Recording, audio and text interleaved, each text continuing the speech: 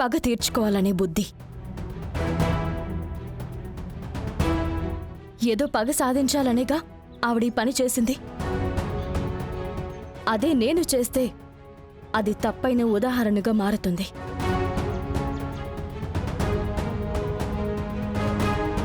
మళ్ళీ నా మీద ఆవిడ కోపం పెంచుకుంటుంది. మళ్ళీ నన్ను ఏదో ఒకటి చేయాలనుకుంటుంది. ఇదిలాగే పోతూ ఉంటుంది. దానికి నేనొక ముగింపిద్దాం అనుకుంటున్నాను.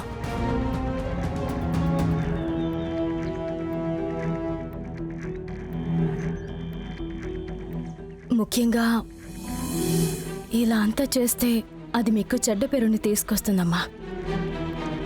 మన కుటుంబం గురించి నలుగురు తప్పుగా మాట్లాడుకుంటారు. అది నేనెప్పటికీ జరగనివ్వను.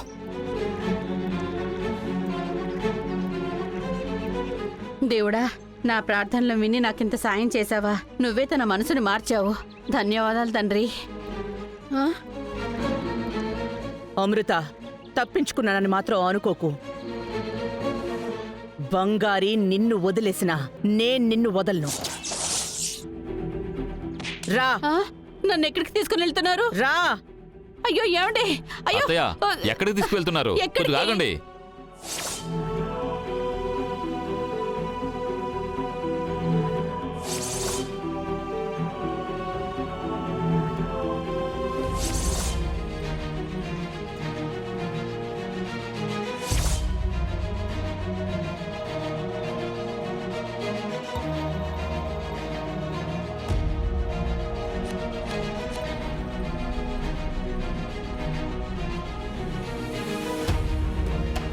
అయ్యయ్యో, వీళ్ళెందుకు ఇక్కడికి వస్తున్నారు?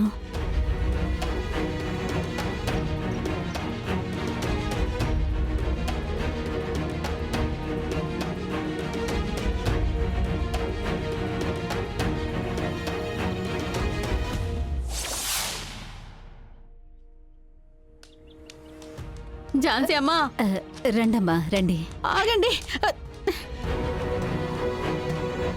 అమృత, ఆవిడ కాళ్ళ మీద పడి క్షమాపణ అడుగు.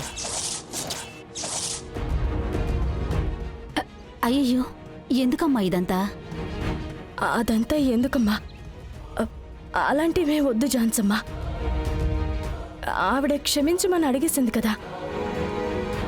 లేదు బంగారి, తను చేసిన దానికి శిక్ష ఏదో ఒకటి వెయ్యాల్సిందే.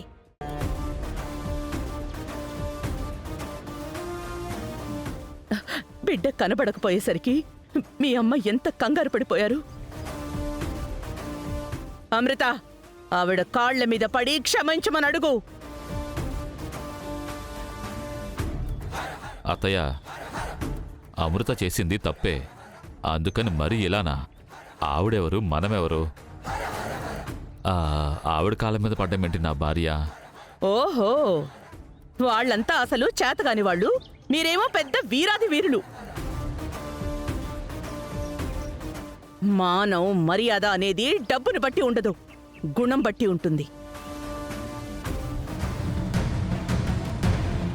ఎలాంటి పరిస్థితుల్లోనూ ఇలాంటి నీచపు పని వీళ్ళు వీళ్ళు వీళ్ళు ఎవరూ చెయ్యరు.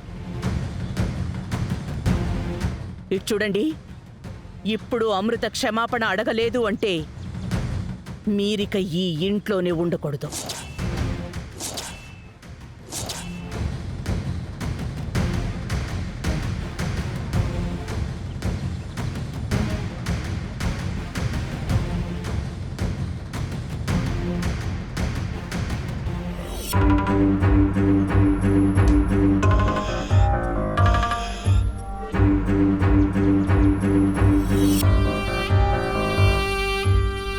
నన్ను క్షమించండి.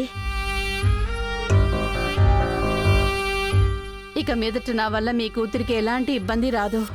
నేనేదో తెలియక చేశాను. ఆ ఇంట్లో ఉన్నవాళ్లు ఎవ్వరైనా మిమ్మల్ని కష్టపెట్టినా, తప్పుగా మాట్లాడినా నాతో చెప్పండి. సరే. వీళ్ళు మిమ్మల్ని కష్టపెడితే మీరు కష్టపడాల్సిన అవసరం ఏమీ లేదు. ఇంట్లో ఉన్న అందరికీ, నా కుటుంబానికి ఎంత హక్కుందో అంతే హక్కు మీ అందరికీ కూడా ఉంది. అమృత రా.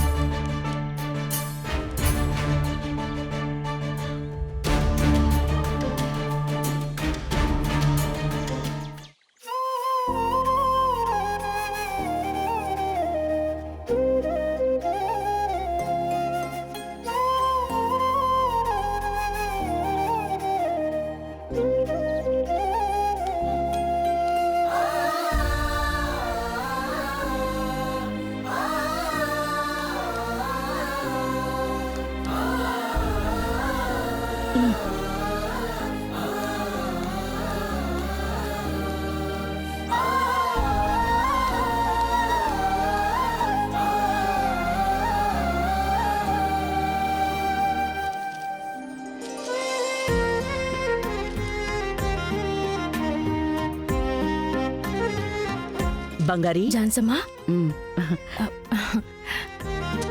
ఏం వర్క్ చేస్తున్నావు?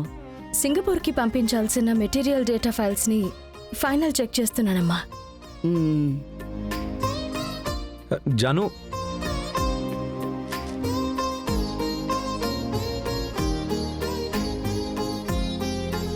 చెప్పు రవి. ఆ, ఏం లేదులే జాను, నేను తర్వాత మాట్లాడతాను.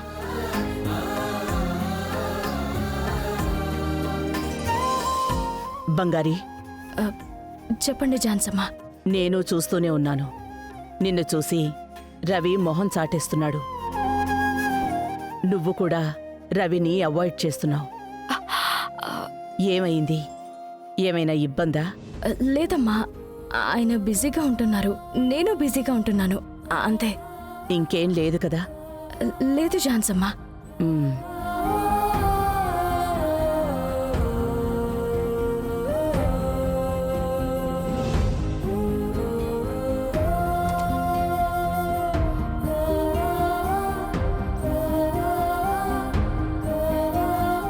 ఏంటిది?